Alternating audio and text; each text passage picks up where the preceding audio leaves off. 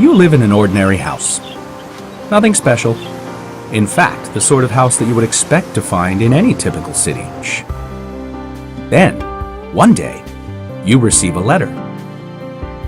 Hello, this is Austin, your grandfather's butler. I know you must be sad that your grandfather is no longer with us, but I am writing to let you know that he remembered you in his will. I am delighted to inform you that you are to inherit his mansion, along with its magnificent garden. Please come as soon as you can. Sincerely, Austin.